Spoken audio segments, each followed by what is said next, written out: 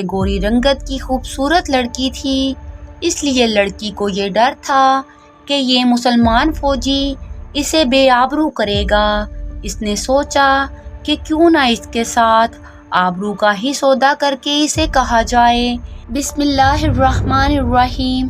السلام علیکم ہمارے پیارے ناظرین، جیسا کہ آپ جانتے ہیں کہ پچھلے پارٹ میں ہم نے آپ سے شیئر کیا کہ نور الدین زنگی کی غلط فہمی کو صلاح الدین ایوبی نے رفع کیا اور اسے پیغام بھیجا کہ شوبک کا قلعہ آپ کے قدموں میں پیش کرتا ہوں۔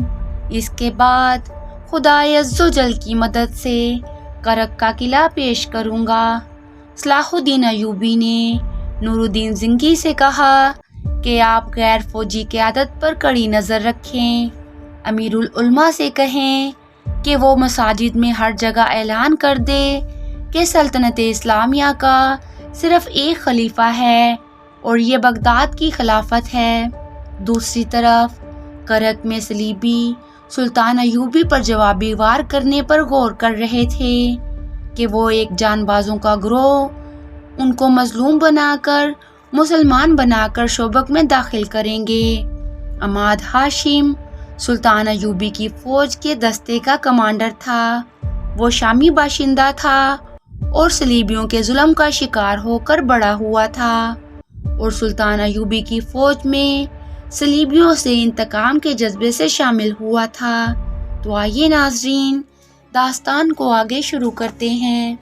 2 سال مصر میں گزر گئے، پھر خدا نے اس کی یہ مراد بھی پوری کی کہ وہ شوبک پر حملہ کرنے والی فوج کے ساتھ گیا، لیکن اسے اس فوج میں رکھا گیا جسے ریگزار میں صلیبیوں کی فوج پر حملے کرنے تھے۔ وہاں وہ صلیبیوں کے لیے قہر بنا ہوا تھا۔ اس کا چھاپا مار سوار دستہ مشہور ہو گیا تھا۔ عماد شامی اپنے سواروں کو ساتھ لیے صحرا میں صلیبیوں کی مشق لیتا پھرتا اور بھیڑیوں اور چیتوں کی طرح ان پر جھپٹتا تھا، مگر اس کے سینے میں جو آگ لگی ہوئی تھی وہ سرد نہیں ہوتی تھی۔ 1 ماہ بعد اس کے دستے میں کل 4 سوار رہ گئے تھے، باقی سب شہید ہو گئے۔ ایک رات اس نے ان 4 سواروں سے صلیبیوں کے کم و بیش 50 افراد کے دستے پر حملہ کر دیا۔ وہ سارا دن چھپ چھپ کر اس کا پیچھا کرتا رہا تھا۔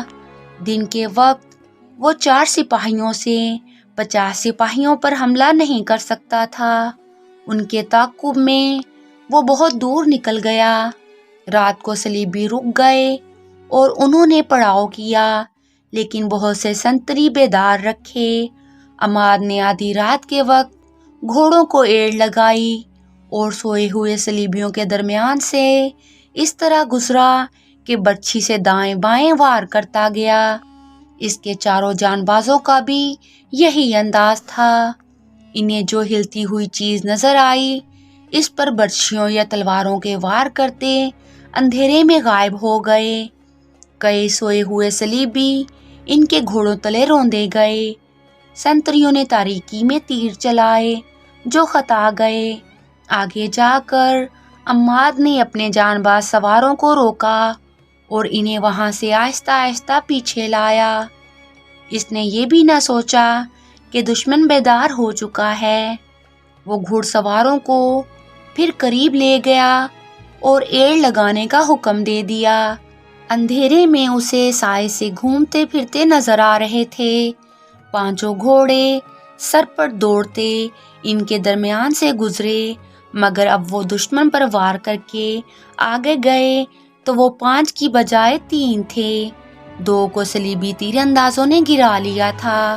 عماد کا خون اور زیادہ جوش میں آ گیا۔ اس نے اپنے مجاہدوں سے کہا ابھی انتقام لیں گے۔ یہ اس کی حماقت تھی۔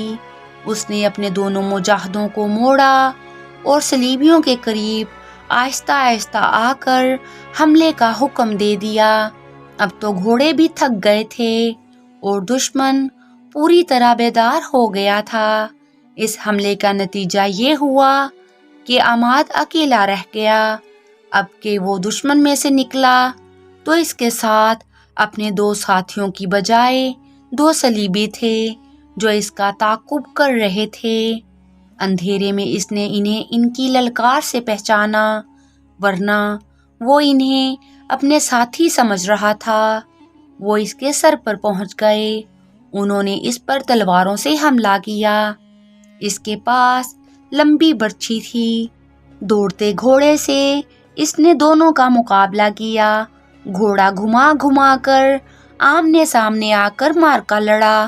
لڑائی خاصی لمبی ہو گئی اور وہ دور ہٹتے چلے گئے۔ آخر عماد نے دونوں صلیبیوں کو مار لیا اور دونوں کے گھوڑے شوبک بھیجنے کے لیے پکڑ لیے۔ ان کی تلواریں بھی لے لی، مگر اسے یہ خیال نہ رہا کہ کہاں تک جا پہنچا ہے۔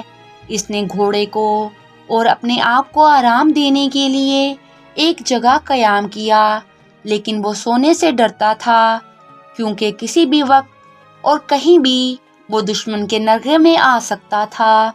اس نے رات جاگتے گزار دی۔ ستارے دیکھ کر اس نے یہ معلوم کر لیا کہ شوبک کس طرف اور کرک کس طرف ہے اور اسے صحرا میں کون سی جگہ جانا ہے جہاں اسے اپنا کوئی دستہ مل جائے گا۔ صبح ہوتے ہی وہ چل پڑا۔ وہ صحراؤں میں جنا پلا تھا، بھٹکنے کا کوئی خطرہ نہیں تھا۔ وہ تجربہ کار چھاپا مار تھا، خطرے کو دور سے سونگھنے کی اہلیت رکھتا تھا۔ اسے دور دور صلیبی 4 یا 5 کی ٹولیوں میں جاتے نظر آئے۔ اگر اس کے پاس 2 فالتو گھوڑے نہ ہوتے تو کسی ٹولی پر حملہ کر دیتا۔ وہ بچتا بچاتا اپنی راہ چلتا گیا۔ راستے میں اسے کئی جگہ گھوڑوں اور اونٹوں کے مردار اور صلیبی سپاہیوں کی لاشیں پڑی نظر آئیں، جنہیں گدھ اور لومڑیاں کھا رہی تھیں۔ ان میں اس کے اپنے ساتھیوں کی لاشیں بھی ہوں گی۔ وہ چلتا گیا اور سورج افق پر چلا گیا۔ آگے ٹیلوں کا علاقہ آ گیا جس میں سے راستے ہر چند قدم پر گھومتے تھے۔ یہاں ڈر تھا کہ صلیبیوں کی کوئی ٹولی رات کے لیے قیام کرے گی۔ وہ سورج غروب ہونے سے پہلے وہاں سے نکل جانا چاہتا تھا۔ یہ ڈر بھی تھا کہ کسی ٹیلے پر کوئی تیر انداز نہ بیٹھا ہو۔ وہ ہر طرف اور اوپر دیکھتا چلتا گیا۔ آگے راستہ 2 ٹیلوں کے درمیان سے مڑتا تھا۔ وہاں سے وہ مڑا تو اچانک اسے کسی کے قدموں کی آہٹ سنائی دی۔ کوئی آدمی ساتھ والے ٹیلے کے پیچھے چھپ گیا تھا۔ اس نے گھوڑے کی باگ کو جھٹکا دیا اور ایڑ لگائی۔ تیز رفتار سے وہ ٹیلے کے پیچھے گیا تو آگے راستہ ایک اور ٹیلے نے بند کر رکھا تھا۔ یہ جگہ ایک وسیع کھنڈر بنی ہوئی تھی۔ عماد سے کوئی 20 قدم دور میلے کچیلے سے چوغے والا ایک آدمی ہاتھوں اور گھٹنوں کے بل ٹیلے پر چڑھنے کی کوشش کر رہا تھا۔ عماد کی طرف اس کی پیٹھ تھی۔ اس آدمی کا سر ڈھکا ہوا تھا۔ وہ آدمی نہتہ معلوم ہوتا تھا۔ عماد نے اسے للکارا مگر وہ ٹیلے پر چڑھنے کی کوشش کرتا رہا۔ ٹیلا مشکل قسم کا تھا۔ عماد آگے چلا گیا۔ اس آدمی نے ایک کوشش اور کی مگر کہیں ہاتھ پاؤں نہ جما سکا۔ وہ نڈھال ہو چکا تھا۔ ٹیلے سے اس کی گرفت ڈھیلی ہو گئی اور وہ لڑکتا ہوا عماد کے گھوڑے کے قدموں میں آن پڑا۔ اس کے سر سے چوغے کی اوڑھنی والا حصہ اتر گیا۔ عماد یہ دیکھ کر حیران رہ گیا کہ وہ ایک نوجوان لڑکی تھی اور خوبصورت اتنی جو اس نے پہلے کبھی نہیں دیکھی تھی۔ عماد گھوڑے سے اترا۔ لڑکی خوف زدہ تھی۔ اس کی رہی سہی قوت بھی خوف نے ختم کر دی۔ وہ اٹھی مگر بیٹھ گئی۔ عماد نے اس سے پوچھا کہ وہ کون ہے۔ اس نے جواب دیا، پانی پلاؤ۔ عماد نے ایک گھوڑے سے پانی کی چھاگل کھول کر اسے دے دی۔ اس نے بے تابی سے پانی پیا اور اس کی آنکھیں بند ہونے لگیں۔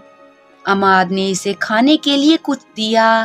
جو اس کے پیٹ میں گیا تو اس کے چہرے پر زندگی کے آثار نظر آنے لگے۔ عماد نے اسے کہا، مجھ سے ڈرو نہیں، بتاؤ کون ہو؟ شوبک سے اپنے خاندان کے ساتھ چلی تھی۔ اس نے تھکی ہاری زبان میں کہا، سب مارے گئے ہیں، میں اکیلی رہ گئی ہوں۔ مسلمانوں نے راستے میں حملہ کر دیا تھا۔ مجھے سچ کیوں نہیں بتا دیتی کہ تم کون ہو؟ تم نے جو کچھ کہا ہے جھوٹ کہا ہے، جھوٹ ہی سہی۔ اس نے خوفزدہ لہجے میں کہا، مجھ پر رحم کرو اور مجھے کرک تک پہنچا دو۔ شوبک تک عماد نے کہا، میں تمہیں شوبک لے جا سکتا ہوں، کرک نہیں۔ تم دیکھ رہی ہو کہ میں مسلمان ہوں، میں راستے میں عیسائی فوجوں کے ہاتھ مرنا نہیں چاہتا، پھر مجھے ایک گھوڑا دے دو۔ لڑکی نے کہا، میں لڑکی ہوں، اگر راستے میں کسی کے قبضے میں آ گئی تو جانتے ہو کہ میرا انجام کیا ہوگا۔ میں تمہیں گھوڑا بھی نہیں دے سکتا، تمہیں یہاں سے اکیلے روانہ بھی نہیں کر سکتا۔ عماد نے کہا، یہ میرا فرض ہے کہ میں تمہیں اپنے ساتھ شوبک لے جاؤں، وہاں مجھے کس کے حوالے کرو گے؟ اپنے حاکموں کے حوالے کروں گا، عماد نے کہا اور اسے تسلی دی، تمہارے ساتھ وہ سلوک نہیں ہوگا جس کا تمہیں ڈر ہے۔ لڑکی کرک جانے کی ضد کر رہی تھی۔ عماد نے اسے بتایا کہ انہیں حکم ملا ہے کہ شوبک کے کسی عیسائی باشندے کو وہاں سے بھاگنے نہ دیا جائے۔ اس کے علاوہ اس نے لڑکی کو خبردار کیا کہ وہ کرک تک نہیں پہنچ سکے گی۔ وہ چونکہ گوری رنگت کی خوبصورت لڑکی تھی، اس لیے لڑکی کو یہ ڈر تھا کہ یہ مسلمان فوجی اسے بے آبرو کرے گا۔ اس نے سوچا کہ کیوں نہ اس کے ساتھ آبرو کا ہی سودا کر کے اسے کہا جائے کہ وہ اسے گھوڑا دے دے۔ لڑکی نے اپنا رویہ بدل لیا اور عماد سے کہا، میں بہت تھکی ہوئی ہوں، آج رات یہی قیام کیا جائے، صبح شوبک کو روانہ ہو جائیں گے۔ عماد بھی تھکا ہوا تھا، گھوڑوں کا بھی یہی حال تھا، وہ لڑکی کی بھی حالت دیکھ رہا تھا۔ اس نے وہیں رکنے کا فیصلہ کر لیا۔ اس سے پہلے لڑکی نے اسے غور سے نہیں دیکھا تھا۔ اس نے یہی دیکھا کہ یہ بڑی ہوئی داڑھی والا مسلمان فوجی ہے جو جسم کی ساخت اور گد سے اٹے ہوئے چہرے سے وحشی لگتا ہے۔ اس سے اسے رحم کی امید نہیں تھی۔ اب جب کہ اس نے کچھ اور ہی سوچ لیا تھا، اس نے عماد کو گہری نظروں سے دیکھا۔ اس وقت عماد بھی اسے گہری نظروں سے دیکھ رہا تھا اور سوچ رہا تھا کہ اس قدر حسین لڑکی کا اس صحرا میں اکیلے رہ جانا، جہاں صلیبی اور اسلامی سپاہی لمبے عرصے سے بھوکے بیڑیوں کی طرح بھاگتے دوڑتے پھر رہے ہیں، اس کے لیے کتنا خطرناک ہے۔ اور یہ بھی ہو سکتا ہے کہ اس لڑکی پر سپاہی یا کماندار آپس میں لڑ ہی مریں، وہ خود بھی فرشتہ نہیں تھا۔ اس نے لڑکی کی آنکھوں میں جھانکا، اس وقت لڑکی اسے دیکھ رہی تھی۔ عماد نے کوشش کی کہ وہ لڑکی سے نظریں پھیر لے، مگر لڑکی کی آنکھوں نے اس کی آنکھوں کو گرفتار کر لیا۔ اس نے اپنے جسم کے اندر کوئی ایسا جذبہ محسوس کیا جو اس کے لیے اجنبی تھا۔ اس نے ایک بار نظریں جھکا لی، مگر آنکھیں اپنے آپ پھر اوپر اٹھ گئیں اور وہ بے چین سا ہونے لگا۔ لڑکی کے ہونٹوں پر ہلکی سی مسکراہٹ آ گئی۔ عماد نے آہستہ سے کہا، تم شاید کنواری ہو؟ ہاں، لڑکی نے جواب دیا اور ذرا سا بھی سوچے بغیر کہہ دیا، میرا دنیا میں کوئی نہیں رہا، اگر میرے ساتھ کرک چلے چلو تو میں تمہارے ساتھ شادی کر لوں گی۔ عماد بیدار سا ہو گیا۔ اس نے کہا، پھر تم مجھے کہو گی کہ اپنا مذہب تبدیل کر لو، جو میں نہیں کر سکوں گا۔ تم شوبک چل کر میرے ساتھ شادی کرو اور مسلمان ہو جاؤ، مجھے بہرحال کرک جانا ہے۔ لڑکی نے کہا، اگر میرے ساتھ وہاں تک چلو گے تو تمہاری دنیا بدل جائے گی۔ لڑکی نے سودا بازی شروع کر دی تھی، لیکن عماد کچھ اور ہی سوچ رہا تھا۔ یہ سوچ ایسی تھی جسے وہ سمجھ نہیں سکتا تھا۔ وہ بار بار لڑکی کے چہرے، اس کے ریشمی بالوں اور آنکھوں کو دیکھتا اور سر جھکا کر سوچ میں کھو جاتا تھا، لڑکی کی جیسے وہ کوئی بات سن ہی نہیں رہا تھا۔ تھوڑی دیر بعد لڑکی کا چہرہ گہری شام کی تاریکی میں چھپ گیا۔ اس نے گھوڑے کے ساتھ بندھے ہوئے تھیلے میں سے کھانے کی 2-3 چیزیں نکالی، لڑکی کو دیں اور خود بھی کھائیں۔ اس کا جسم اس قدر نڈھال تھا کہ جوں ہی لیٹا اس کی آنکھ لگ گئی۔ آدھی رات کے بہت بعد لڑکی نے کروٹ بدلی اور اس کی آنکھ کھل گئی۔ اس نے عماد کو دیکھا، وہ خراٹے لے رہا تھا۔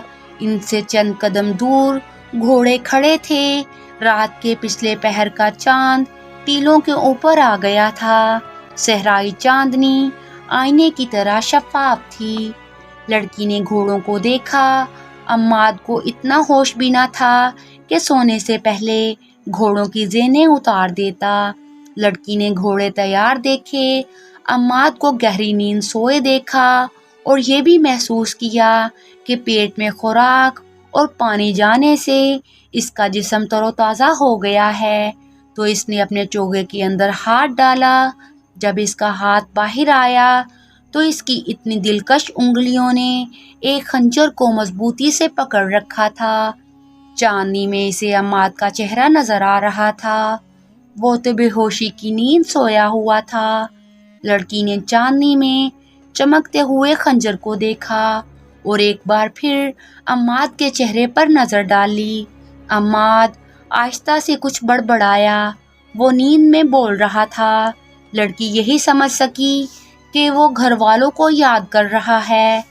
لڑکی نے عماد کے سینے کو غور سے دیکھا اور اندازہ کیا کہ اس کا دل کہاں ہے۔ وہ ایک سے دوسرا وار نہیں کرنا چاہتی تھی، وہ یہ وار دل پر کرنا چاہتی تھی تاکہ عماد فوراً مر جائے، ورنہ وہ مرتے مرتے بھی اسے مار ڈالے گا۔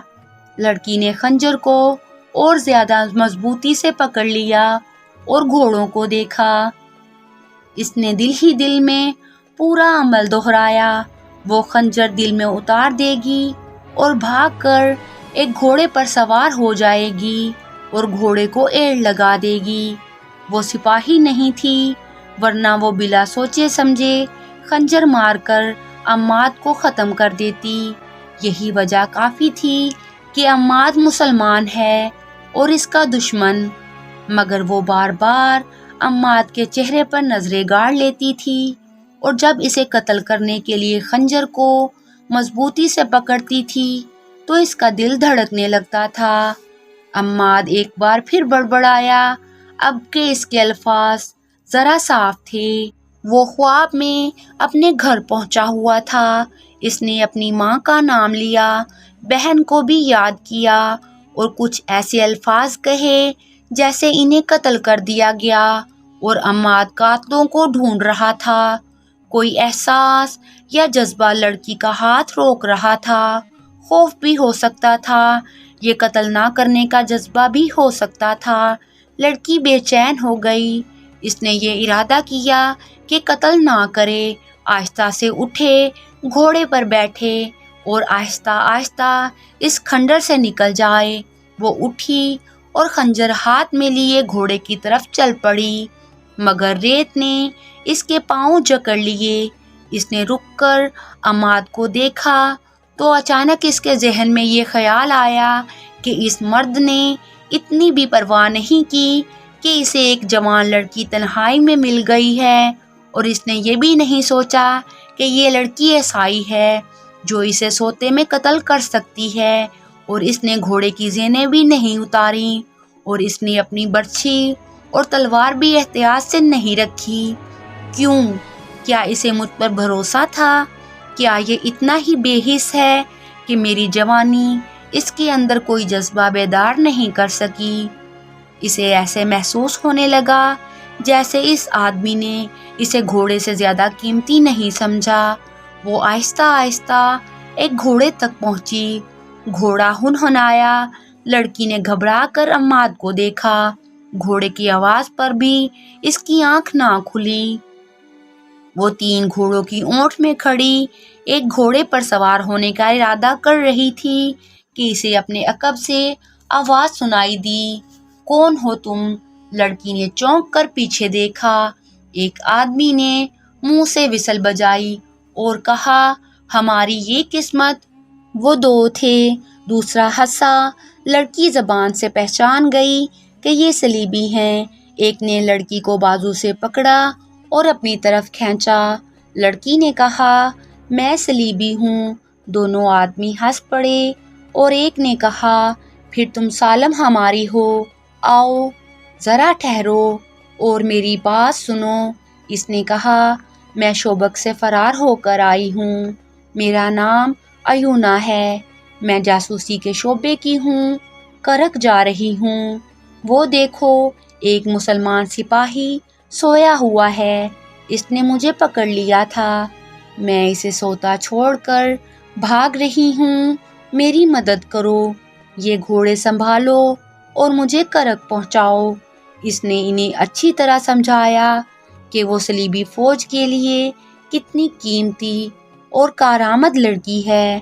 ایک صلیبی نے اسے وحشیوں کی طرح بازوؤں میں جکڑ لیا اور کہا، جہاں کہو گی پہنچا دیں گے۔ دوسرے نے ایک بیہودہ بات کہہ دی اور دونوں اسے ایک اور طرف کو دھکیلنے لگے۔ وہ صلیبی فوج کے پیادہ سپاہی تھے جو مسلمان چھاپا ماروں سے بھاگتے پھر رہے تھے۔ رات وہ چھپ کر ذرا آرام کرنا چاہتے تھے۔ ایسی خوبصورت لڑکی نے انہیں حیوان بنا دیا۔ لڑکی نے جب دیکھا کہ انہیں صلیب کا بھی کوئی خیال نہیں تو اس نے اس امید پر بلند آواز سے بولنا شروع کر دیا کہ عماد جاگ اٹھے گا۔ اسے سپاہیوں نے گھسیٹنا شروع کر دیا۔ اچانک ایک نے گھبرائی ہوئی آواز میں اپنے ساتھی کا نام لے کر کہا، بچو، مگر اس کے بچنے سے پہلے ہی عماد کی برچھی اس کی پیٹھ میں اتر چکی تھی۔ دوسرے نے تلوار سونت لی۔ اس وقت لڑکی نے دیکھا کہ اس کے ہاتھ میں خنجر ہے۔ اس نے خنجر صلیبی سپاہی کے پہلو میں گھونپ دیا۔ اس کے بعد 2 اور وار کیے اور چلا چلا کر کہا، تمہیں زندہ رہنے کا کوئی حق نہیں۔ تم صلیب کے نام پر غلیظ داغ ہو۔ جب دونوں صلیبی ٹھنڈے ہو گئے تو لڑکی بے قابو ہو کر رونے لگی۔ عماد نے اسے بہلایا اور کہا، اب یہاں رکنا ٹھیک نہیں۔ ہو سکتا ہے زیادہ سپاہی ادھر آ نکلیں۔ ہم ابھی شوبک کو روانہ ہو جاتے ہیں۔ اس نے لڑکی سے پوچھا، انہوں نے تمہیں جگایا تھا؟ نہیں، لڑکی نے جواب دیا، میں جاگ رہی تھی اور گھوڑوں کے پاس کھڑی تھی۔ وہاں کیوں؟ گھوڑے پر سوار ہو کر بھاگنے کے لیے۔ لڑکی نے اعتراف کرتے ہوئے کہا، میں تمہارے ساتھ نہیں جانا چاہتی تھی۔ تم نے خنجر کہاں سے لیا ہے؟ میرے پاس تھا، لڑکی نے جواب دیا۔ میں نے پہلے ہی ہاتھ میں لے رکھا تھا۔ پہلے ہی ہاتھ میں کیوں لے رکھا تھا؟ عماد نے پوچھا۔ شاید اس لیے کہ میں جاگ اٹھوں تو تم مجھے قتل کر دو، لڑکی نے جواب نہ دیا۔ عماد کو دیکھتی رہی، کچھ دیر بعد بولی، میں تمہیں قتل کر کے بھاگنا چاہتی تھی، پیشتر اس کے کہ تم مجھے قتل کرو۔ میں تمہیں بتا دینا چاہتی ہوں کہ میں نے یہ خنجر تمہیں قتل کرنے کے لیے کھولا تھا، لیکن ہاتھ اٹھا نہیں۔ میں یہ نہیں بتا سکتی کہ میں نے تمہارے دل میں خنجر کیوں نہیں اتارا۔ تمہاری زندگی میرے ہاتھ میں تھی۔ میں بزدل نہیں، پھر بھی میں تمہیں قتل نہ کر سکی۔ میں کوئی وجہ بیان نہیں کر سکتی، شاید تم کچھ بتا سکو۔ زندگی اور موت اللہ کے ہاتھ میں ہے، عماد نے کہا۔ تمہارا ہاتھ میرے خدا نے روکا تھا اور تمہاری عزت خدا نے بچائی ہے۔ میرا وجود تو ایک بہانہ اور ایک سبب تھا۔ کسی گھوڑے پر سوار ہو جاؤ اور چلو۔ لڑکی نے خنجر عماد کی طرف بڑھا کر کہا، میرا خنجر اپنے پاس رکھ لو ورنہ میں تمہیں قتل کر دوں گی۔ تم میری تلوار بھی اپنے پاس رکھ لو۔ عماد نے کہا، تم مجھے قتل نہیں کر سکو گی۔ یہ مذاق نہیں تھا، دونوں پر سنجیدگی طاری تھی۔ وہ گھوڑوں پر سوار ہوئے اور تیسرا گھوڑا ساتھ لے کر چل پڑے۔